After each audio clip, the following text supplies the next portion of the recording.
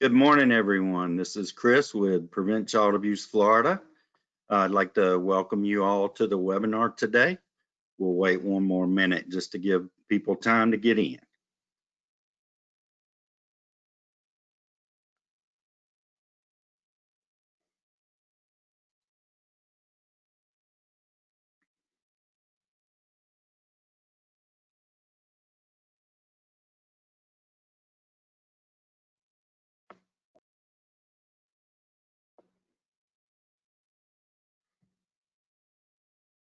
All right, we're going to go ahead and get started.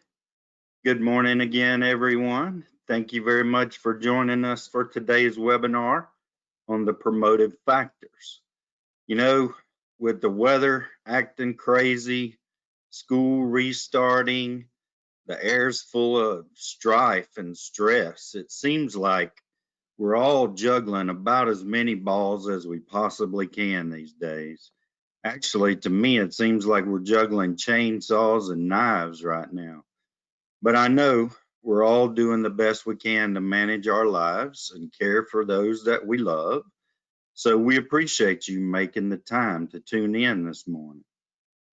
So when we started this series back in early April, we began by talking about resilience as one of the protective factors. And as humans, we all hope we can be resilient and that the process of becoming more resilient never stops. So stop and think about that for a minute. Our resilience begins on day one. Now we know most of us, or many of us, are fortunate enough to have zeros or ones as our ACE score, but not everybody's so lucky. Recognizing that and recognizing the fact that most of the people we see and interact with on a daily basis were once children themselves. Most, well, at least, okay, everybody. So all of us then come into this world with individual attributes, with quirks and challenges and gifts. How those positive attributes develop and whether our light shines, whether our little light shines or not, really comes down to a couple of things. One, our environment, not just our immediate home environment, but the environment meaning our neighborhood, the environment in our town, our community, our cities, our state, and the environment in our country. And number two, how we're nurtured, how we're loved, how we're socialized. So resilience is then built brick by brick, day by day, year after year. To build anything, though, you have to start with a foundation. And we can do this when we're working with families by starting out with what's positive in a family, what's good, what they do well. You may have heard this approach referred to as the strengths and needs of a family. Part of this engagement and assessment includes using the protective factors as a lens with which to view families when we consider their capacity for change. The same then can be said for each child in the family, as they are impacted and affected by all these factors.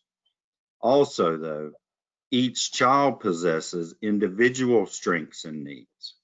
And in this respect, another way of viewing the child within the context of the family includes considering their own protective factors, or as we'll hear now, what are sometimes referred to as the promotive factors. To tell us more about this today, we welcome two guests from Brevard Cares, Jessica Miles and Sean Jackson. Hello. Jessica is the community, hey, good morning. Jessica is the Community Services Program Manager for Brevard Cares, which she'll tell us more about in a few minutes.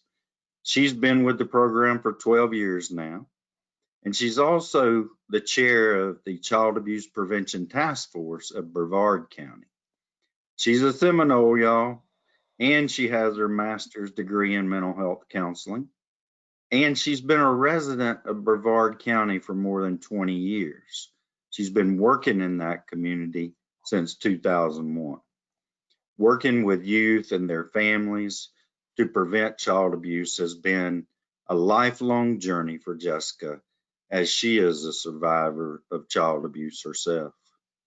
She's passionate about providing support and education to strengthen families and prevent and even to eradicate, she says, child abuse in her community.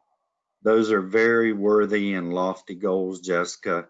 We thank you for being with us today. Thank you, Now Chris. I'll introduce Sean, of course. Sean Jackson is a prevention care coordinator for Brevard Cares. She says she came to love and appreciate Brevard Cares as a former consumer herself. She graduated from Purdue Global University, where she earned her bachelor's degree in early childhood administration. Sean was born and raised in Brevard County. Now, we won't ask her how long ago that was, but she says she loves to share the tools that she gained as a parent participating in the CARES program. Sean says this is definitely her way of giving back and supporting her community the way she was supported during her time of need. Welcome, Sean. So, gosh, ladies, there's just so much for me to say about both of you and what I just went over. I just want to reach out and give you both a virtual hug. So thank you both for being here. Please tell us a little bit about your organization and talk to us about the promotive factors. I turn it over to you, Jess. Okay, absolutely. Thank you so much, Chris, for this opportunity to share kind of what we're doing over here on the Space Coast. So we are, for those of you that are not familiar with Brevard County, we are 70 miles long. We're the narrow county on the east coast of Florida. And this is where the shuttle goes off. We have Cocoa Beach. So if we were doing this training all together, I would say, come on, come see a shuttle launch, or, you know, come hang out at Cocoa Beach, you know, with us. So that's our beautiful county that we have here. So we're here to share with you about not only Brevard Cares and what we're doing and how we're incorporating the promotive factors, but to introduce them to you. It may be stuff that you're already doing in your daily tasks. So we want to just kind of highlight the promotive factors to help you understand them a little bit better, and how each of us has a role in helping our children and our youth live better lives despite what happened to them. So I'm going to start with the history, if you guys don't mind, of Brevard Cares. We have been around since 2009. We were actually around prior to that, but we became a 501c3 nonprofit organization in October of 2009. So we were formerly a division with Brevard Family Partnership, which is our local CBC, community-based care. So now we, you know, became our own 501c3 in 2009. So we've been around for a little bit. Our mission is to prevent child abuse and neglect by supporting and strengthening families so that they can remain together in the community. That is a huge mission for us. I was so excited to come on board with them 12 years ago after being a part of the dependency system, you know, where children were court ordered, removed from their homes. So I was so glad to kind of do the switch to the prevention side to get ahead of, you know, the removal, so to speak. Strengthening families, whatever it takes. That has been our motto. Strengthening families has been proven to work better than us telling you what to do. I noticed in a mandated systems or court-ordered systems, it just didn't work, you know, because it was very deficit-based, and then they would hand them a list of things to do. And, you know, whether the parent learned anything from it or not, we didn't care as long as you checked the list off. and I didn't feel that there was real change happening. So I decided, to switch, and that strengthening families, whatever it takes, was awesome, to me. It was more promotive. It was more strength-based. And not to read all of this, but Brevard Cares, the CARES part stands for Coordination, Advocacy, Resources, Education, and Support. And we are a comprehensive, consumer-driven program, and we adhere to the principles of wraparound, family-driven, there's access, voice, and ownership, and we use family team conferencing to work with families, find out what their needs are, find out who they are. That's a big thing. You need to gather a lot of information, we know, for our assessments, so to speak, when we're working with families. But once you focus on the strengths of the family and you're looking for that, it's such a great shift instead of just gathering information and then you don't know what to do with it. So you have to have vision, right? So that's the beauty of how we work with families, that's so inclusive and so sensitive to the unique needs of each family. Each family cannot be treated the same. And that's the beauty of the creativity. And there's never a boring day at Brevard Cares, which we are so excited because, again, the families that we work with are so unique in their own perspectives and histories and everything. It really lends the opportunity to be creative in that environment. Some of our core values, integrity, we hold ourselves accountable through our care planning process to ensure that, we promise a family we're going to do something, we're going to do it. That's a huge piece. We are the ones that answer the phone through our programs, which I am going to go through briefly. We make sure we answer the phone. That's a huge thing for families, that they can call somewhere and get help, and someone answers the phone and gives them concrete assistance. So that's huge. We have empathy for our families, for even our workers that are out there working with families. Empathy is a huge thing, of course, giving those families the assurance that their emotions are valuable and understood, including anger, including frustration. We embrace all of them. We understand where they are in the process of making changes, right? Sometimes changes can be incredibly difficult, especially for trauma and children in trauma, making changes. So empowering, giving youth and families some empowerment to address the issues that are occurring in their home.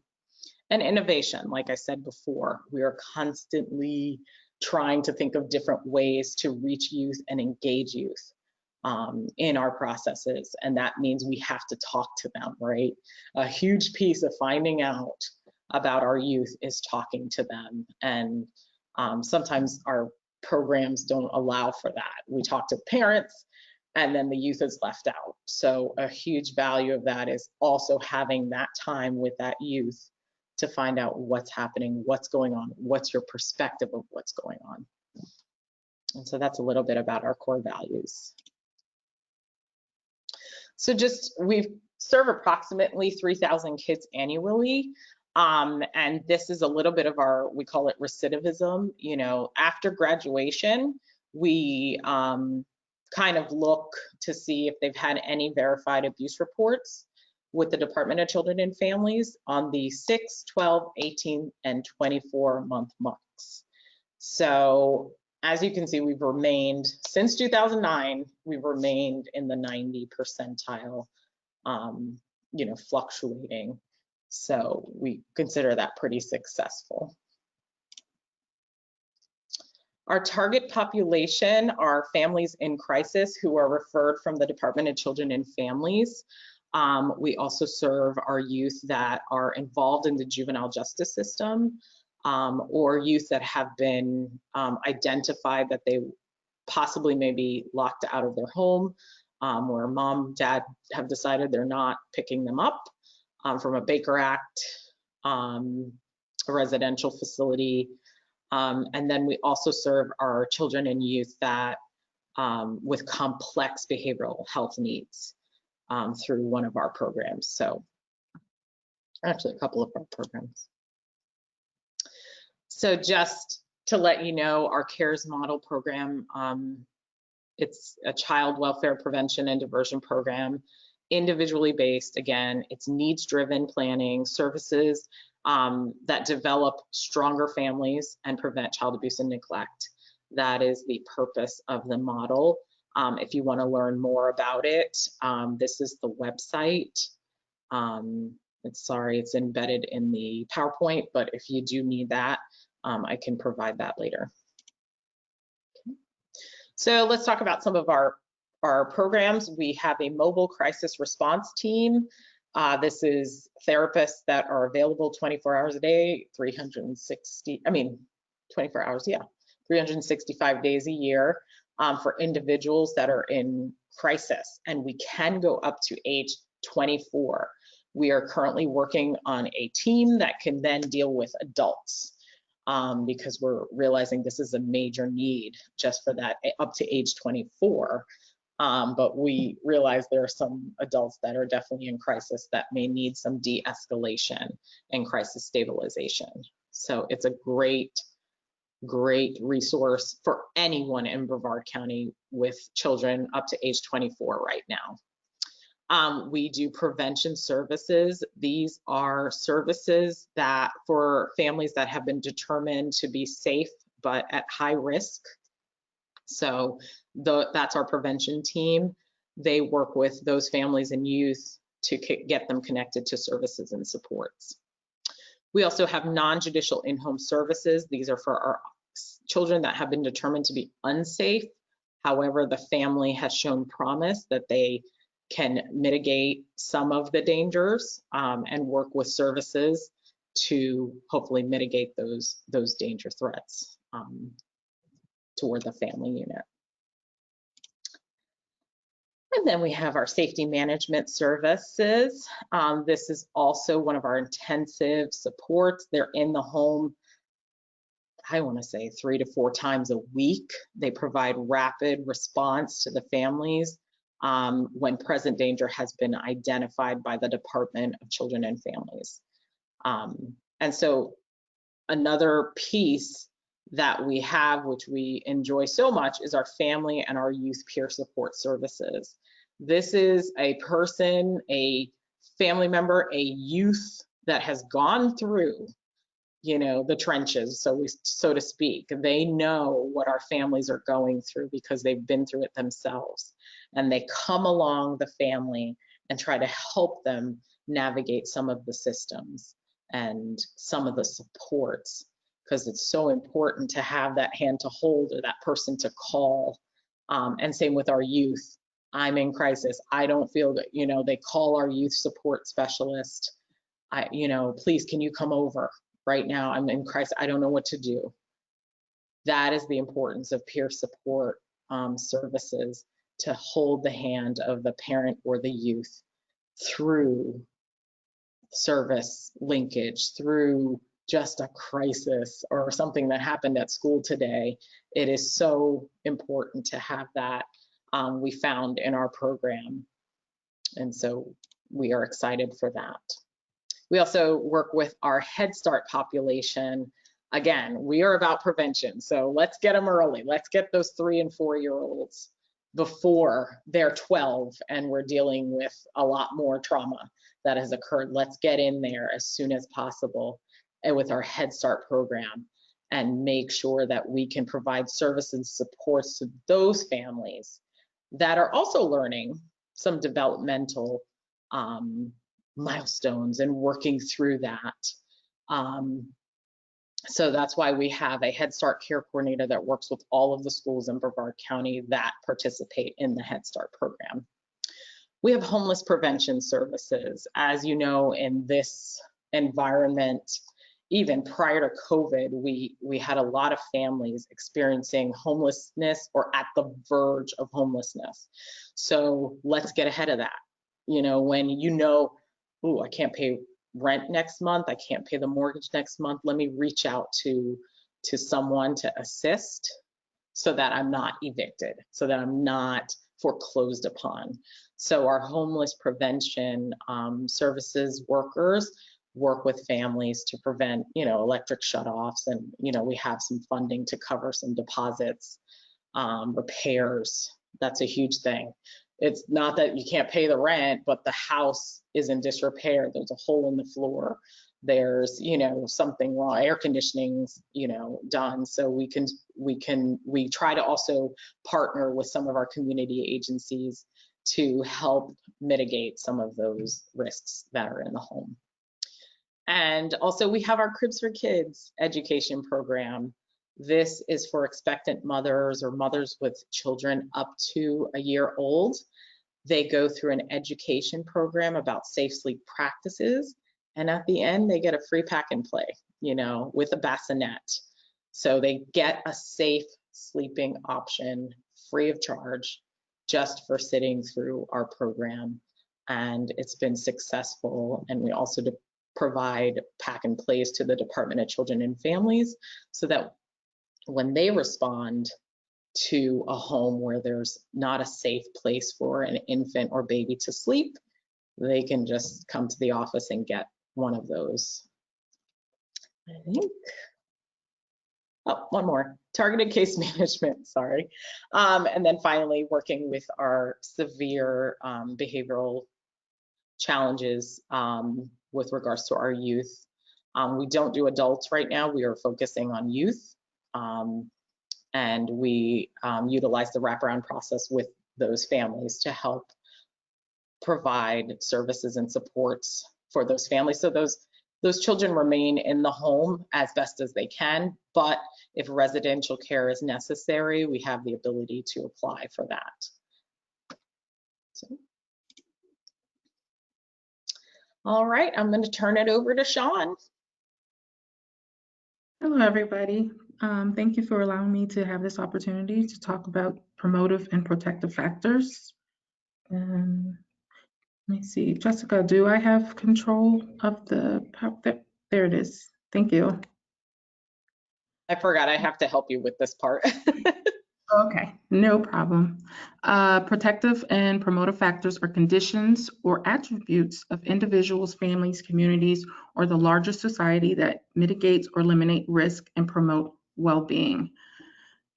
These are very important.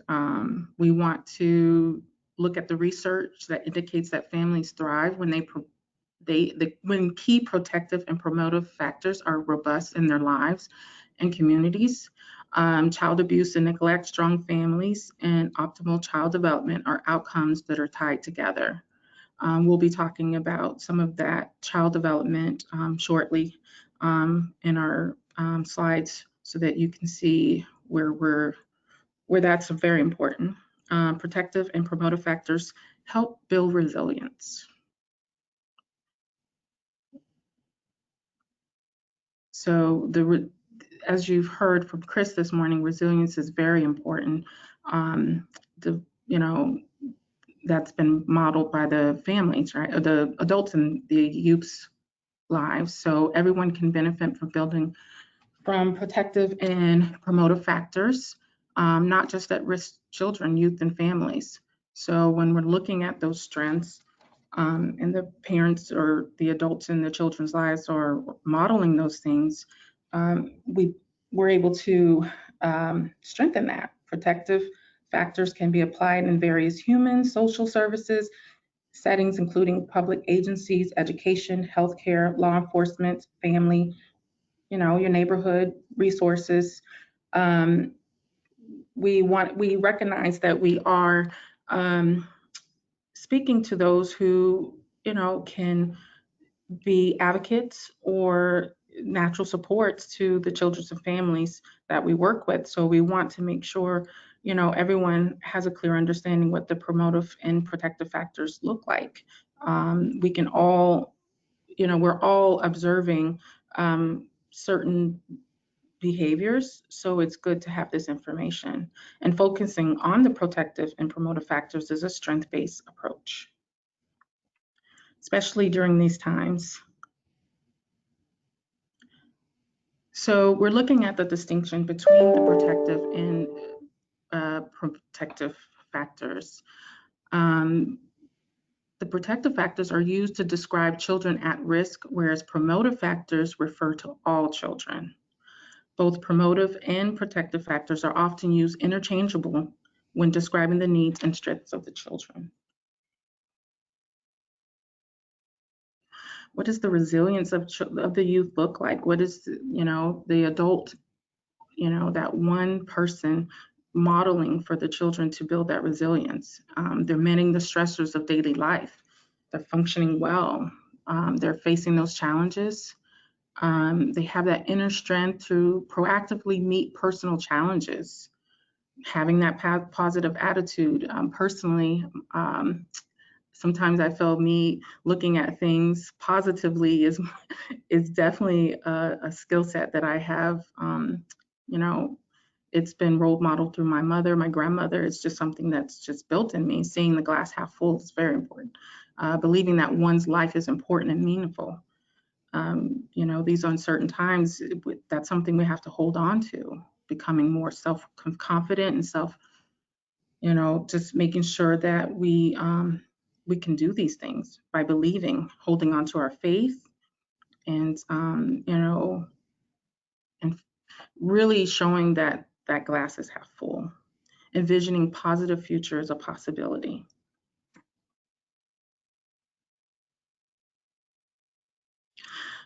As you can see through the slides, it is about that positive and facing the challenges and making productive decisions about addressing challenges.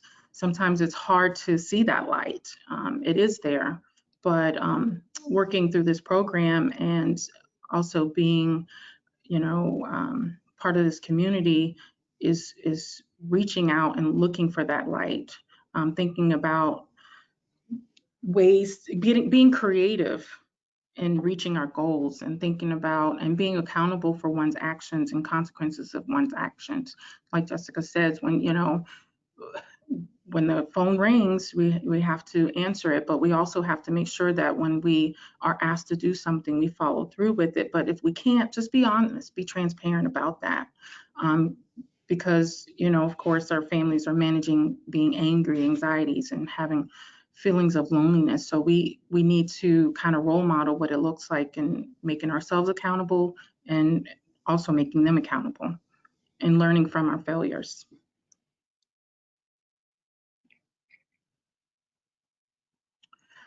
Those social connections, building trusting relationships, of course, making each other accountable, listening and not having that judgmental manner.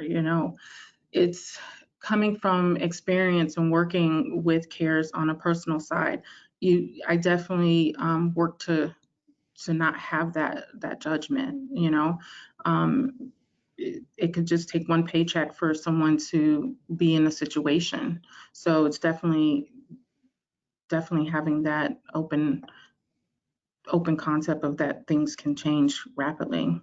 But looking at things positively, we want to provide well-informed guidance, advice, helping solving problems. Those who are resilient have those skills to be able to solve problems, but sometimes it's just having a good conversation with someone to help them walk through that. They're also able to have it promotes high expectations, believing in oneself. We want to have those expectations, but we also want to make sure that we can meet those expectations. Looking at the emotional support, making sure that we all are here for each other. Great skills. Sorry, I advanced that one too far. I saw that. Yeah. That's okay. But, speaking also to that non-judgmental manner, I remember being young as a caseworker and, having my thoughts, I came from my education, and here I come, trying to tell this mom of 4, what she's supposed to do. And I wasn't in the listening mode. I thought I knew because of my education that I could provide her guidance. But what we've learned, I think, Sean, through this process is that we learn from our families. And when we listen in a non-judgmental manner without thinking of what we're going to say, especially when we're dealing with our youth, because they have opinions about, their lives just like adults do. And so once we listen in a non-judgmental manner, I think we can work better together. And I think they realize that we're invested when we're not judging their goals. Correct. Yes. Yes. Thank you, Jessica. So a lot of the positive aspects of, watching parents that I work with, they do have challenges with transportation, but they get real creative on how to manage that. Our agency helps provide, information, ways to meet transportation. I think we sometimes provide families with bus passes and things like that, but we want to make sure that they're connected to the community so that they can get through the challenges that they're facing. Making sure that they're connected to the community, like Jessica said, with the youth, and having that peer support there is a great way to help the family stay connected. And having the youth be able to watch those adults in front of, that they're with, be able to overcome those challenges, such as transportation, communication, all those cool things. Go ahead, Jessica.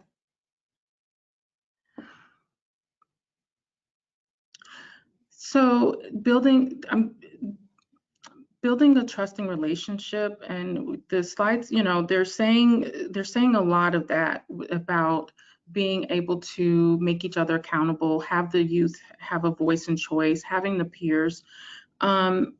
It's real important those things happen. And when I go to share my story, I want you to hear that, or you will hear a lot of that, of how our family being so resilient and around overcoming things, because it is real important to be connected to your community.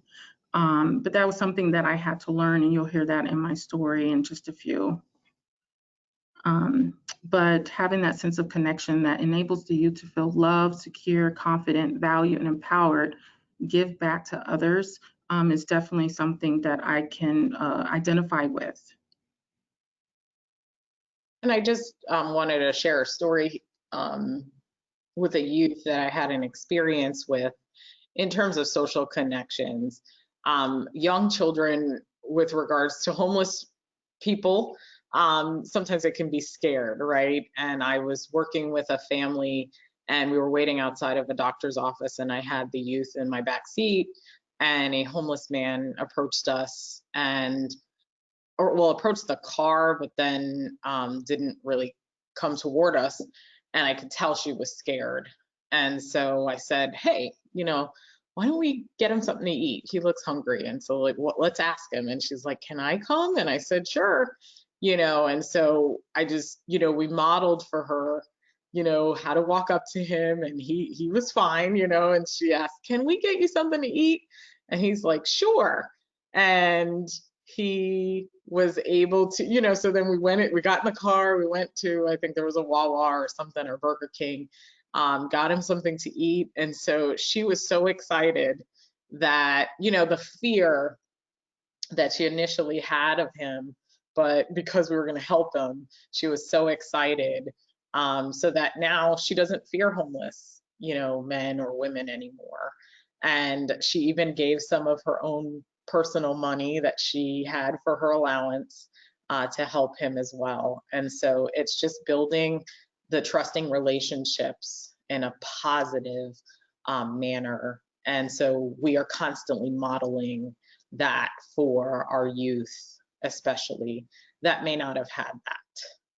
growing up. So I just wanted to share that part and how important social connections are. Some of you may be mentors at your church. Some of you may run youth groups or youth Girl Scouts, Boy Scouts. The importance, you see the importance of mentorship and how to build trusting relationships with others so that they are able to remain safely and stably in the community. And that's why we have that peer support piece at Brevard Cares to help further bring that piece home, how important social connections are, because this is how this child is going to relate to the world as an adult. And we want to make sure those are as positive and as trusting as ever. Okay.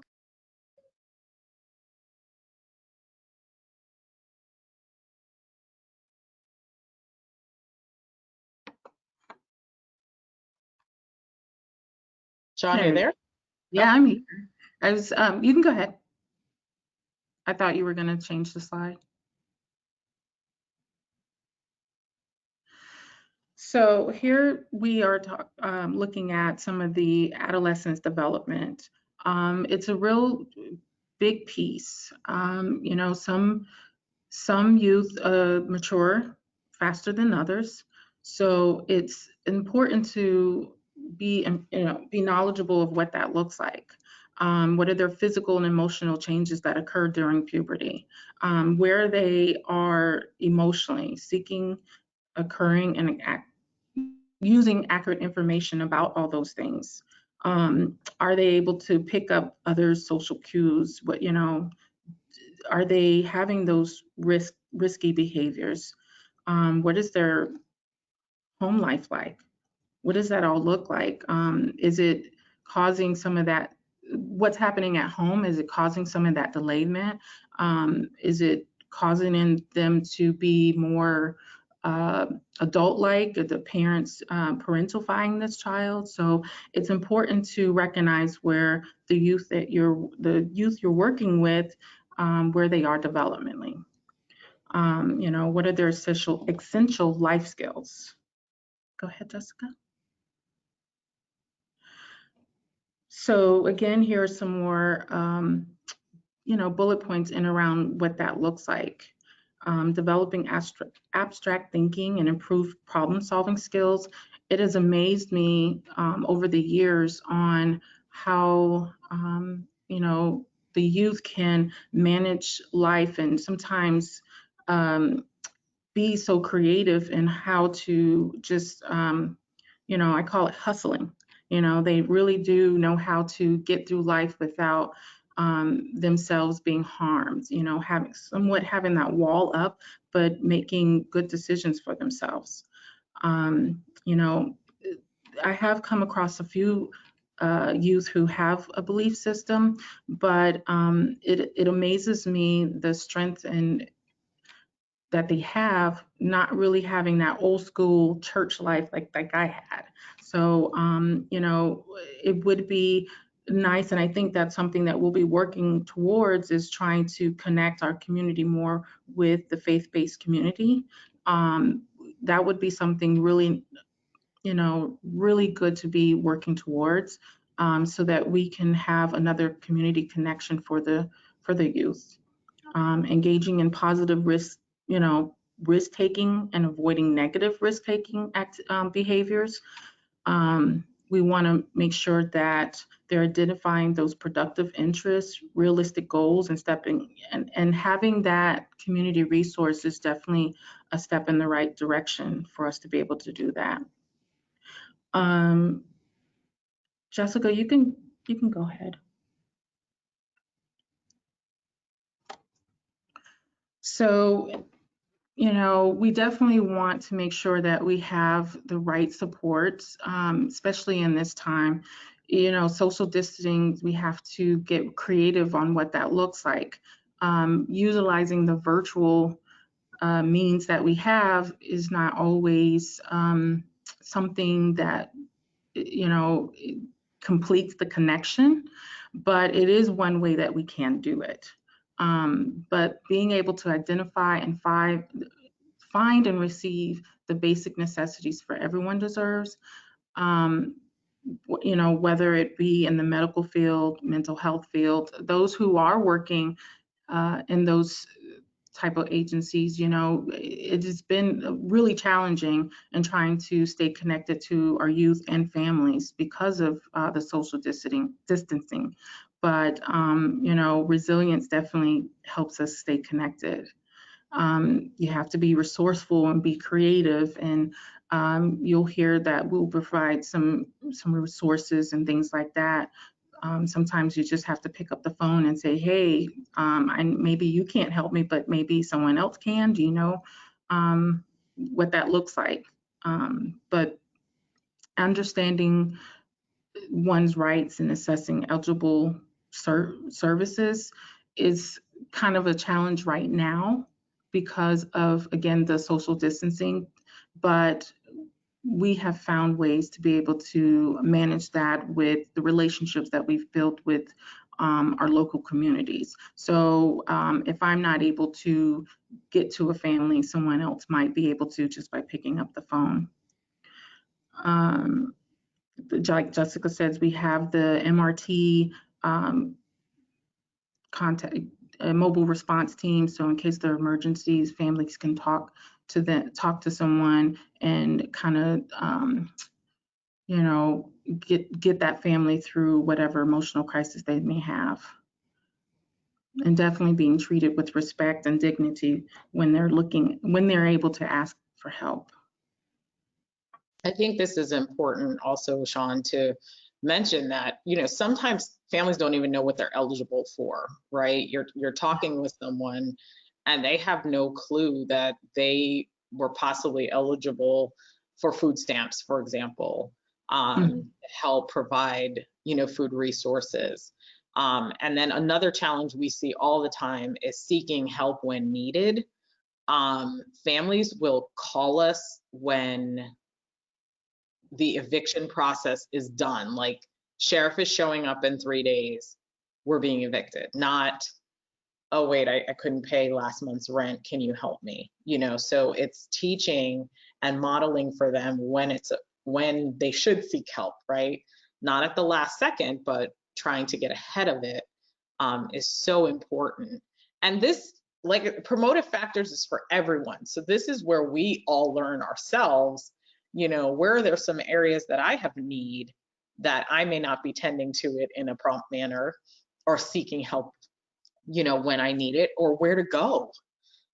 We go through crisis ourselves as professionals, but just because we're professionals, it doesn't mean that we couldn't also benefit from knowledge in all of these areas and each of these promotive factors. So that's why it's so important to kind of address it in this manner, so that we all understand that we also, you know, benefit from enhancing our promotive factors, because it just helps us serve our families better. So. Thank you, Jessica.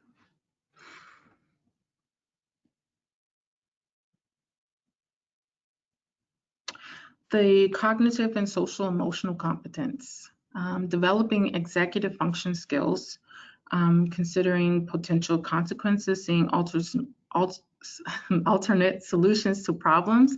That's where our care plans gets really creative in helping our families.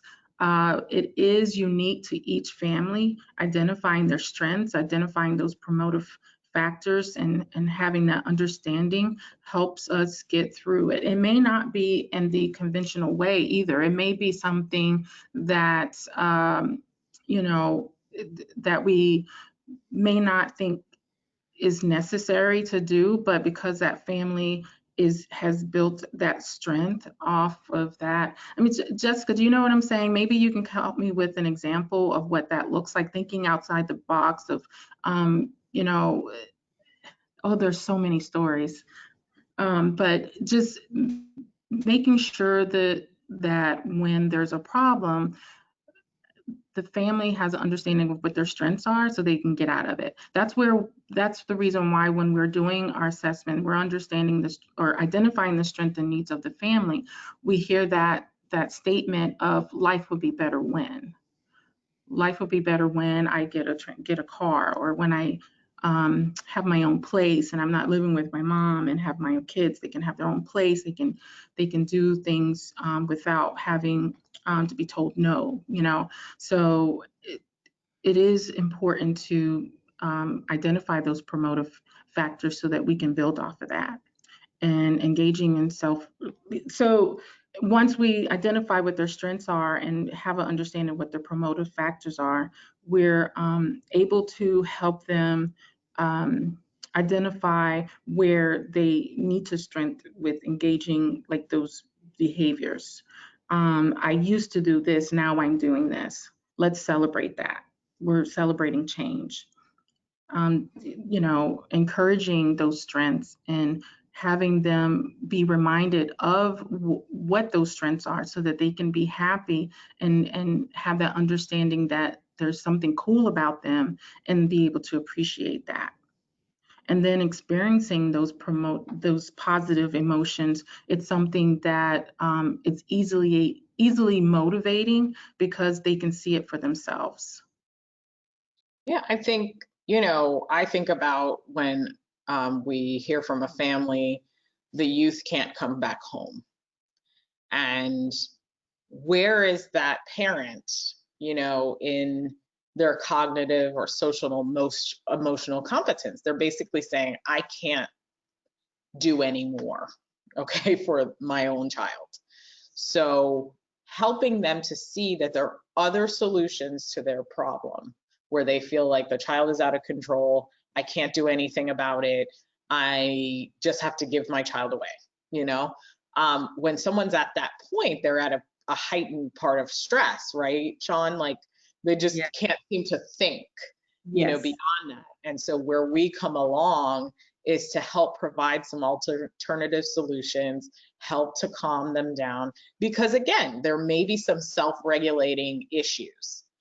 Get angry really quickly, can't control one's feelings. They don't know what feeling they're having, you know, so it's very important to learn all of those things and focus on their maturity in terms of their social and emotional health so that we know, okay, when this youth gets stressed out, he gets angry, and then he starts doing this. You know, how can we help him or educate him better to control, identify what he's feeling versus he's angry and I'm angry and we're just both going to blow up at each other because we both have no, you know, limited self-regulation at this point. You know, so you know, that goes more into the care planning when we start working with other providers to help support our youth and our families in those areas with self-regulating behaviors. That's a huge thing we run into all the time because some of the families are at a heightened state of stress. And it's difficult to talk to someone when they're highly, you know, stressed. So we, you know, have learned throughout the years how important it is to really strengthen those areas of social and emotional health so that they are able to then experience other feelings beside anger or frustration, you know, with a particular situation. So.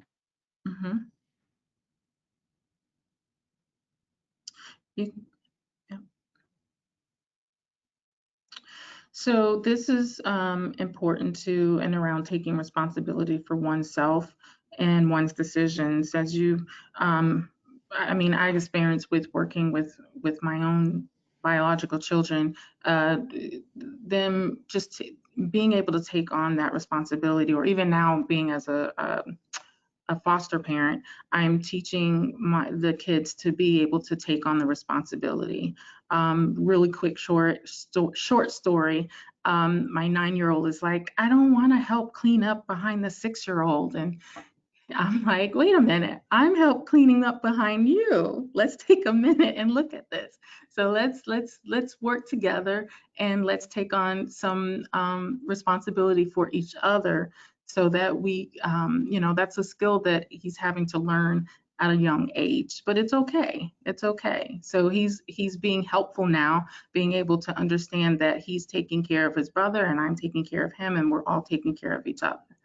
And then being able to develop that self-awareness and around his self-esteem, being able to help his younger brother because he needs it, but it's also him understanding that he is the big brother, being able to, you know, have that understanding that we're all here to help each other and taking on that responsibility, committing to and preparing to achieve productive goals, and also having both positive images of the person one wants to become and negative images of person one wants to avoid becoming, as well as plans to achieve the possible self. So him understanding that we're all working together, and that working makes it easier, and he can see that he's able to move in a positive way because he's seeing me being able to role model that behavior.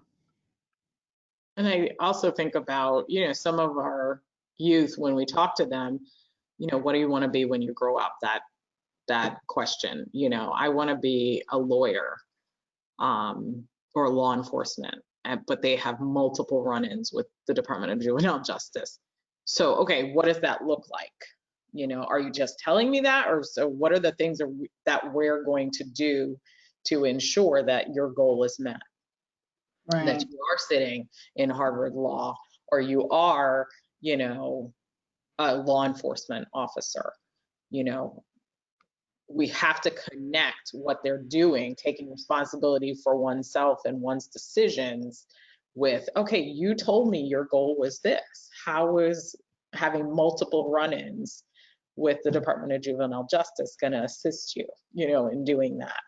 And so it's being really realistic with our youth, and preparing them to achieve productive goals. You can still do that, but we need to do something different, right? Okay, you want to be law enforcement. So let's, what do we do? How do we change? What do we need to change? Because our current trajectory, as we call it, is not setting us up for a great career in law enforcement. In fact, it's probably the opposite. You'll engage with them in other ways, but not as a law enforcement officer or police officer or whatever you want it to become. So it's really connecting the goal. And some kids are not able to do that. You will find that they don't have connection, that their decisions are actually going to affect them in the future. We have parents that don't understand that their decisions that they're making today are affecting their future. And so that's why it's so important to build this protective capacity, because this is what's going on in the mind. This is how they feel about themselves. Are they able to have compassion even for their own children? I watched a mom, their child was crying and the mom was just like, she was so angry, and she just had her arms crossed. She had no body language, no compassion at this point, because she was at such a frustration level with her daughter's behaviors. And so her ability to have compassion was out the window because she was so angry, and could not comfort her child, who was clearly going through some distress. And we see it in behavior with children. It comes out in behavior when there's an immaturity there. So I'll shut up now, sorry. No, it's good. Good stuff. So here we have a visual of the protective factors that we've been going through, Jessica and everyone. We're looking at the nurturing attachment of and bonding with the mom and the children, and being able to kind of have opportunities to learn from each other. The protective factors are conditions and attributes of individuals, families, communities, and larger society that reduce the risk and promote healthy development, and well-being of children and families today and the future. So we already talked about some of that resilience in the beginning with Chris, and then having those social connections that you described really well with Jessica, and showing that, having those examples with the peer support. And then us recognizing that it's important for us to have an acknowledgement of a child's development. Where are they with that? Some of the stressors that they experience, can cause some of that delay. It could position them where we need to strengthen some of those gross motor skills, as you can see, baby going from crawling to walking. But if they're experiencing some trauma, those things are going to be delayed, but how we're needing to know what that looks like. And then being able to meet their social and emotional needs. Like you were saying, Jessica, sometimes it is frustrating as a parent experiencing, not knowing how to fix it, It's so funny. I had a funny story about just knowledge of developmental milestones and all of that stuff. As a young caseworker, I was like 20, and I, respond to this home, and the little girl, she's maybe 2 years old, totters up to me, and she smiles at me with a full set of teeth. And I was like, oh my gosh, is this supposed to happen? Like I had never seen a child, an infant or a child with a full set of teeth.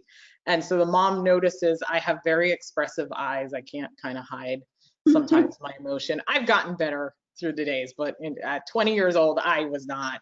My face showed everything of surprise and shock. She had the most perfect teeth. I thought I was being punked. I mean, she was 2, like 2 or less. And the most perfect set of teeth. I thought she had, one of those, for those dancing, what are those stage moms or whatever, the stage kids that do the pageants and stuff. I swore she had one of those in there. And mom saw my face and she was like, it's the teeth, isn't it? And I said, yes. And she's like, 1 in so many babies, she gave some statistic, are born with a full set of teeth. And I was like, I've never seen that. But it challenged me to say, there are some developmental things I don't know. And that hour or 2 that I got in training was not adequate, of course, not having kids myself. So that's how important it is for even us, as, we're engaging and understanding some of, we're encountering these people. We need to know what we're looking for, right? When we talk about, is this child on the developmental milestone? And thankfully, through trainings and of course experiences, we tend to then get better in those areas that we're not as knowledgeable about. And we have to be honest with ourselves as professionals as to where we are in terms of all of these promotive and protective factors. Do we even have them ourselves? And I think that's always huge, before we start pointing it out in others, or maybe we can't point it out in others because we don't know what's missing. So that's why I was excited to go through this, because it really gets you to get back into a perspective of, there are things I need to learn about resilience, about social connections and concrete supports, and how important these are to ensure that our youth grow up happy and healthy, and to, of course, mitigate trauma and child abuse. And in doing so, we are, creating the building blocks, so to speak, for our youth, for our families that we encounter. And whether you encounter them for 5 minutes or 6 months, you can help to promote and strengthen these protective factors. And so this is part of a handout that you do have available to you. I believe Chris made it available to you, that everything that Sean just described is on this handout with pictures. We do really well with pictures still as adults. it is so helpful, isn't it? So, I did, Jessica. I'm sorry. I just wanted to briefly interrupt and say, yes, both of those handouts are very useful, and you can find them by clicking on the handouts link below. So perfect. thank you. Yes. Yes, perfect. So this is the second part of the handout. It's a 2-page handout on the protective capacities. And like we said earlier, you can go back and forth between, you'll hear promotive and protective capacities. Essentially, they work together. Protective capacities is used to describe children that are at risk, whereas promotive factors, are, all encompassing and can include adults, and unfortunately, I'm sorry, my infographic down here, Google search, you can Google search protective capacities and find this infographic as well. But it has been made available to you, as Chris stated just now. All right, so let me move on. I think, so what are we hoping really to change here? What are we trying to strengthen? And of course, in our line of work in terms of child welfare, negative attitudes, beliefs, and values. We are constantly probably working against that. Low self-esteem, there's drug, alcohol, or solvent abuse, there's poverty, there's homelessness, and we keep going. Mental or physical illnesses, low literacy, family violence, early and repeated antisocial behavior, children of parents in conflict with the law, all sorts of family discord and distress, of course, underemployment, lack of positive role models, children who are witnessing violence and then become, start to exhibit some of these behaviors as well. How safe is that neighborhood? Racism, how do you relate, to, other races if you have been taught or kind of exposed to something totally different. Lack of services. Some of our areas are rural and they don't have as many services. I know we struggle in Brevard County. The north part of our county is more rural and spread out. Whereas as you get further south in our county, you get more city, a city atmosphere. So it's harder to get providers to go out into the farmland, I call it, up north in the northern part of our county, where there's not that many providers living there.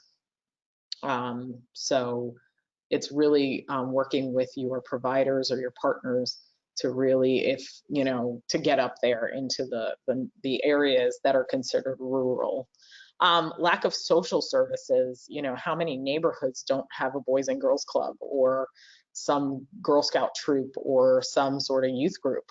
How many kids are isolated from even social areas? Transportation, of course, can also be a barrier and a factor. That's why some churches are using, their own transportation. And of course, now due to COVID, we have online church services. But that still creates an ability of isolation, especially if there's no interaction. We're just watching it on the screen, but there's no interaction. So really finding those groups out there that are actually having dialogue. Dialogue is so important. Positive role models.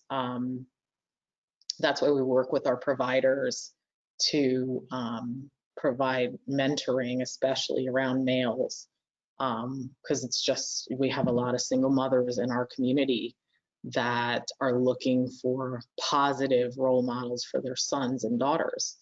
And those are some of the things that we are trying to mitigate here in our county. So one of the things we like to focus on is our strengths. We talked about that. What is the family good at? And so the way that we gather this information is through a strength and cultural discovery. This is a coffee conversation.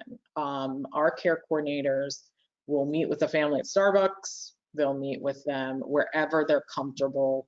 and just have a coffee conversation. And what I mean by that is just, let's talk, what's going on? Tell me, to hear their story in their words, with their emotions, where they're coming from, their cultural, traditional norms, values, their needs, what's going on right now. And it's a really great assessment tool we use. And assessment is always our formal term. And each of you from your agencies have your own assessment process, right? A way that you're evaluating a family in need. So we use that information though. It's one thing to collect it and it's beautiful. Oh, I did the best assessment or strength and cultural discovery, and never touch the information again. Hey, Jessica. Yes. I'm sorry. I just wanted to add, I think this is where unconditional positive regard comes in. And I think, we hear a lot about meeting people where they are. I think Right. this is how you find out, Right. And you're going to gather more and better information by listening to the experts, which are the people that you're talking to right then. Right. So I think this is critical to moving forward with families and engaging and being able to build that rapport. Absolutely. Because as you said, Chris, they're the experts in their family. They know, what they've been through. And so it's just your opportunity to really be a part of that. Instead of you going in as the professional and, okay, I'm thinking of ways that we're going to meet needs. You're immediately thinking solution instead of listening. And so, that's what we hope, that you can take with you, is that to really partner with our families, we have to just be willing to listen, no matter how off the wall, what they've done, solution, whatever, it doesn't matter. We just need to ensure that we can listen to them, because they are the experts in their family. And we're just coming alongside for the journey with any help that we can assist with. And one of my coworkers, had pegged it that we're all on a bus and the family is driving the bus. And we may have a map, right? We may have a map. And so they're like, well, I want to go to California, And so, okay, these are the roads we're going to take. We're kind of helping navigate getting them to California. And so that's how we like to work with families, because we feel that we've had, more success, and they're treated more with respect and their story is valued. The importance of focusing on strengths is it provides a capacity or potential for effective action. It's a source of power. It's an ability to resist stress or strain, right? When we feel strong in an area, we're not going to feel as much stress or strain, because, this is a strength of ours. We feel good about ourselves. We have, good self-esteem about dealing with this particular issue. Strength is typically something you're passionate about, and strengths are always pathways to solutions, to ultimately resolve concerns. Just because a mom is on drugs doesn't mean that she's not resilient or has strengths. We need to look past the need that we are faced with. Yes, they come to us because of that need, and this is, why they're coming to us, but to focus on what she is actually good at, what she has been able to maintain and ensure, through her drug use, is something that we need to focus on. And that strength we need to then build on, so that she can then mitigate and work on her sobriety. Jessica, one more comment. I just wanted to say that you mentioned a couple of good examples. I'll throw one in here. Mm-hmm. One time I had a conversation with one of the people that I was doing supervision with, and she said, well, this mom is just so stubborn. And I said, that's a good thing. Yes. And she looked at me like I was crazy, but I said, think about it. In another way, you might call that strength of her convictions. You Right. know, you might look at it with a different reference or different frame of mind and be able to say to her, these are some of the things that are gonna suit you well. You stick to things, you know, you really believe in the things that you believe in, and that'll serve you well. Right. So looking at that, or a strength being, hey, I figured out a way to make it through half a month with no money. There's a Right. strength for you. Right. So I think we just have to widen our scope and enlarge our vision when we're examining strengths in families. And they may not always look like what we would think that they should look like, or what we would want them to look like, or what it looks like in our life, or what it looks like on television or Instagram. But there are strengths in every family, and they give us a great place to start building. Absolutely. And, you remind me of, just ensuring that, the stubbornness you talked about. Well, what if that stubbornness was shifted towards sobriety? So it's in you, you know. So let's shift it towards something positive to help you get through whatever it is. And yeah, it's shifting. I know it sounds like we're just renaming something, we're shifting focus, but isn't that what we do in our daily lives anyway? We turn our negatives into positives so that we can Yes. hopefully get through things, right? So Yeah, it's no and y'all have on your website a handout I noticed too about the power of words, or the words that we use carry power and meaning. And so those words, I have a theory. Words mean stuff. So I think that's basically what we're saying is, it may seem like nomenclature, it may seem like that we're just relabeling or calling it something different, but we need for families to be able to hear that. We're acknowledging that they have value, and we need to hear it too, because we can get really defeated of looking at so many problems over so many days and weeks and months and years. absolutely. That's awesome, Chris. Yeah, that's that's perfect. You hear the old child thing, sticks and stones may break my bones, but words will never hurt me. They do hurt. I'm sorry.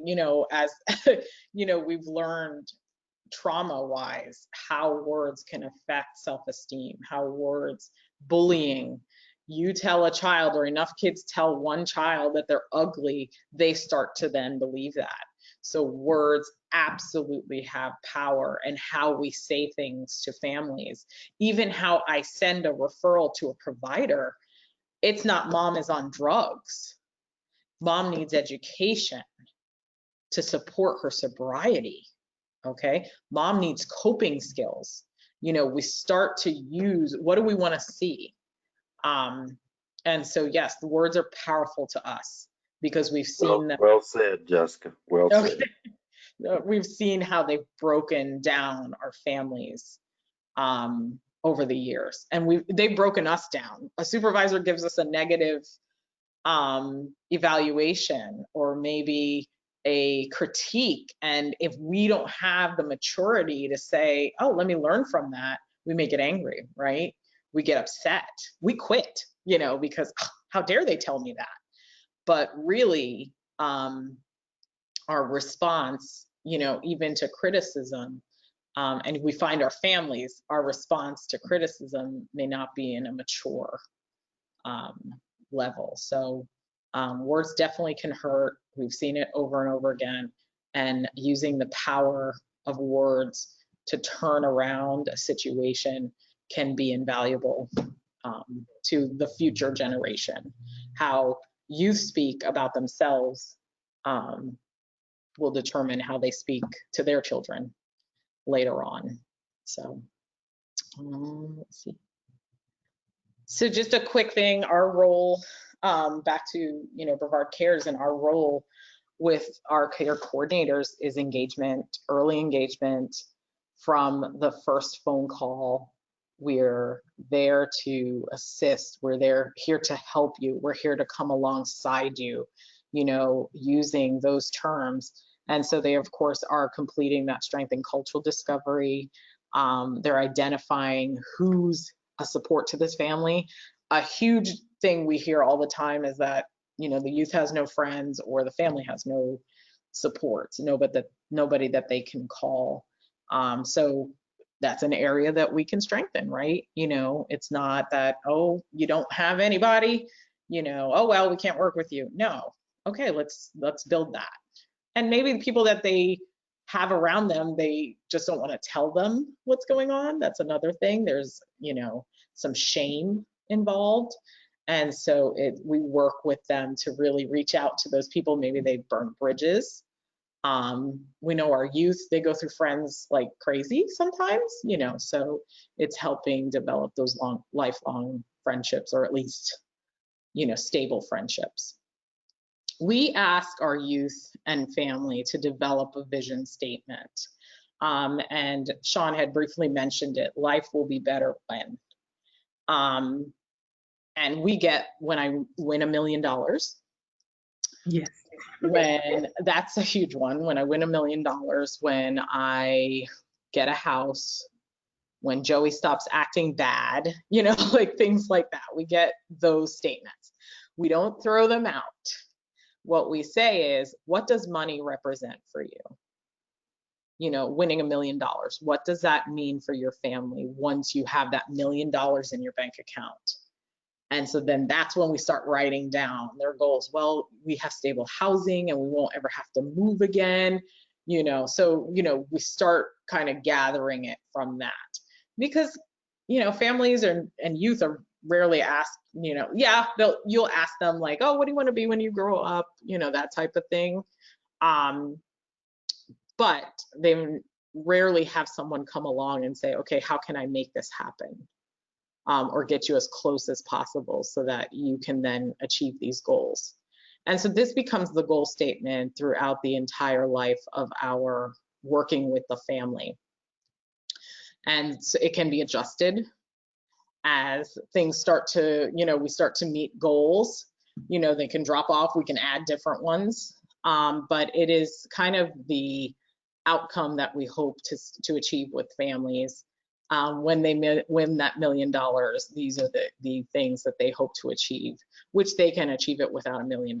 We just, unless they say, when they buy a yacht or something like that, those things I can't, help them with, but we can certainly get them close so that they are employed. And hopefully one day can buy, the things that they want. But partnering with the youth and family on all levels. Like I said, people are in different stages of change in our, when we encounter them, whether they acknowledge that they need to make changes at all, or they kind of acknowledge it, but they don't want to do anything about it. We have to understand that people are at different stages of acceptance. And so our job is to ensure that we promote trust. And again, families have access, voice, and ownership of this plan. It is not something that we're developing. It is something they are developing, because they're the ones that are going to really work toward their goals. It's not me. I can help along. Like I said, we're kind of on the bus, and we have a map to get to California, but we are not driving the bus.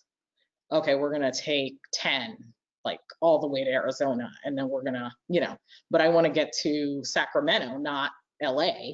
So how do I get to LA? Sacramento, which is differently, and just California is in the Sacramento is north and LA is south. So just understanding where we're going is important. So one of the areas in our strength and cultural discovery is called life domains. And this is where we find out information about their family, their relationships, their education, vocational, and as you can see, we go through everything we possibly can. And these are the sections that we find out most of our information to help identify what the needs are. Okay, so you're not just saying, okay, what do you need? What is it you want? because sometimes families don't recognize what the need is. They don't know what it is that's stopping them from maintaining sobriety. They don't know what's stopping them from, of course, my home phone is ringing, I'm sorry. They don't know what's stopping them psychologically from maintaining housing. These are things they have not identified necessarily. They don't know why they can't maintain employment. Children, they don't know why they can't pay attention in class. And I'm going to mute myself because. So Chris, while Jessica deals with that, we're going to, you and Jessica were talking about reframing. A lot of times when we're looking at the life domains and we're asking, life would be better when we, like Jessica said, what, you want to ask, why am I here? Like, what is it that you would like to see change? That question, life will be better when we're talking about the life domains, is a way of us meeting that need or getting started when they take the time to look at each of these life domains and making sure that we're reframing in a positive manner on how we can reach those goals. Hi, Jessica. Sure, I agree. Okay, I'm back. I'm sorry. So Jessica, I was just commenting on how it's important that when we're asking the families to go through these life domains and that we're getting that statement, life would be better when, it's very important that we help reframe those things, like you're saying, when I win $1 million. So it's important for us to help them understand that we want to clear up what that looks like so we can help them walk through that. Absolutely. Okay. Yep. So each of us have this shared responsibility, right? Our families touch sometimes many or all of these areas, and some of you represent these areas, and you're touching the lives of this family based on some of their needs, right? So we each have a shared responsibility. It's not just me as a care coordinator, but the school is part of the plan, friends, family, the juvenile probation officer, the adult probation officer, law enforcement. We're excited about our partnership with law enforcement and their knowledge of our programs, especially the mobile response team, when they respond to a home where a youth may be in crisis but may not need Baker Act. They call our mobile response team and they say, hey, we have this youth that's not at the point of Baker Act but is causing some disruption in the home, and can you guys come out? And we respond. So we're really excited about that. And I was out at a home. I showed up for just a normal meeting, and law enforcement was already there, and everyone was heightened. And law enforcement was like, what do we do? And I was like, I got it, And so they felt okay leaving it to me because it hadn't reached the level that they needed to intervene to enforce law. They were just trying to get everyone to calm down and get back in the house.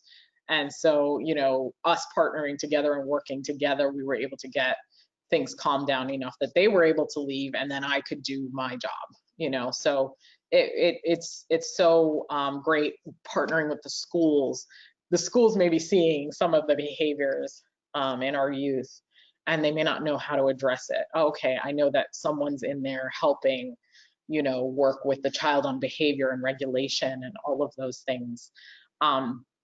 So it's so important. Working with our landlords is huge because, again, evictions, threatening to evict, working with some of the landlords on the repairs to homes so that they're not hazardous and so that the family can safely remain there is a key point. So our care coordinators are really working across all the boards to kind of coordinate a lot of these supports so that everyone's aware of the situation and everyone contributes to promoting this family instead of creating more issues and challenges.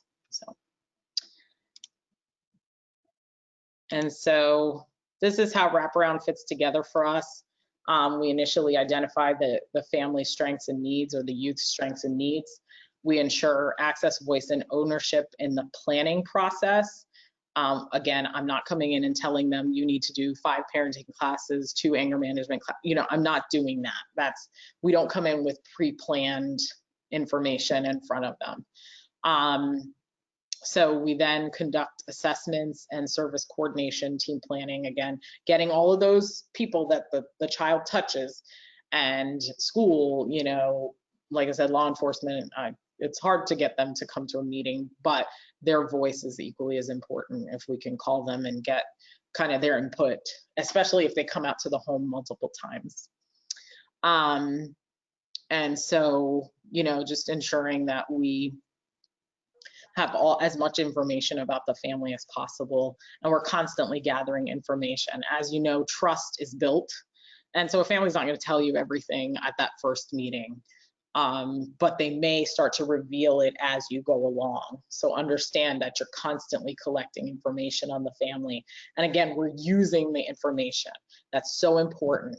There's nothing worse than a person coming in, getting all the information from the family and running off, and they don't know who they just told all that information to, and what that person is going to do with it. And that's very nerve-wracking. I imagine that from my own personal life. If I told someone my life story and then I don't know what they did with the information, it would make me really leery of sharing in the future. And then finally, you're identifying, including community resources and informal supports. You're including the people that are going to be there. We're the plastic badges, we call us ourselves. We're the plastic badge people.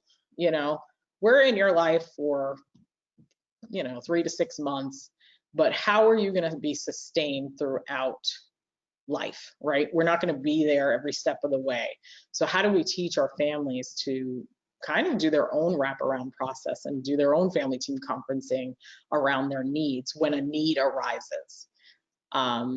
So we are teaching our families self-sufficiency. We are building their capacities so that they feel encouraged and strengthened to move through their next need that arises. So Sean, this is your area. Yes, thank you. So Jessica, in around the wraparound and being and participating with Brevard Cares, it's a tool that I've learned in around identifying those promotive factors and protective factors with my own, within my own life. Like you said, being able to have those tools coming away from that experience and being able to do my own family team conferences. So in the beginning, it was managing the stressors of daily life, attending school, raising 2 teenage daughters and having income, but not a lot of it to manage the bills, It was very, very difficult time for me and my family. And then, once we got into the wraparound process, we were able to identify our strengths, particularly my daughters. The main reason for us to get involved, she was 15 and just started to withdraw and eloping and, self-harming. And it was, it felt like something was wrong, like there was a health problem, but you didn't exactly know how to fix it. Like you needed a diagnosis. And so once we figured it out and realized that we needed to build on her strengths and her ability to listen and being able to build her self-esteem, we were able to identify those promotive factors and build off them. Being positive is one way that we were able to get through all of that. And it was through the wraparound process that we were able to do that and, see that she's got a gift for art and drawing and passion for it. So we were able to hold on to that. Life will be better when she is able to manage her emotions. So once she was able to get a hold of that and really know who she was and what her purpose was, we were able to get her to a place where she could do things for herself. Go ahead, Jessica. Sean, Jessica, I'm sorry, we're at our time limit, and Ooh. I just wanted to let you guys know we will make this recording available on our website, and I've put the link to the webinar series on the chat. But I don't mean to cut y'all off. I just wanted to comment and say that I think one of the things that Sean was just saying is one of the most important things we've said all day, and that is families really need to be able to do their own family team conferencing. We will only be in their lives for a short period of time, so they need to be able to pick up the pieces and move forward. If you wanted to just say something in summary, Jessica or Sean, I would love to hear it. Perfect. Sean, do you want to? Yes, I just want to let everyone know that identifying those promotive factors and protective factors is a way to help get a family through their stressors. Having that glass not only half full but full, and having the skill set to be able to be creative and get themselves through it is a great way to be, as a community, be supportive in that. Amen. I just wanted to understand that you must believe in the goals that you're helping your families. And I'm sorry, we just didn't even look at the time, but Sean was one of our families initially, and she was hired on as a family partner or a peer partner with our agency, and has now become a care coordinator. And so we're so grateful, for her story, because she's able to help our families through it. And, there are local resources within your community. We were going to play a clip from The Blind Side, but there are local resources within your community that are building these capacities already. I just wanted to highlight really quickly, and my phone again, Ready for Life Brevard helps our foster youth. Here, Healthy Families, which is everywhere, helps build our parents' capacities, especially around development and self-sufficiency. Yes. And our SNAP programs. Those are also evidence-based programs for youth 6 to 11. I'll pick up there and just say thank you both so much for doing this with us today. I hope everyone got a lot out of the conversation. And I think, Sean, one of the reasons why I said I wanted to reach out and give you a virtual hug first thing was because I understood part of where you were coming from, and your reference, I think, is very helpful. Being able to look at things from that perspective is always going to be helpful to us. And we really appreciate you, as I know your employer does as well. So thank you both so much for joining us today. And this webinar was recorded, and you can find it at the link that I put in the chat box. So thank you all very much. We appreciate it. Go ahead, Jessica. I'm sorry. Thank you so much, Chris. And, we appreciate the opportunity, definitely. And we'll pay attention to time next time. That's quite all right. Thank you, everybody. Have a great rest of your day.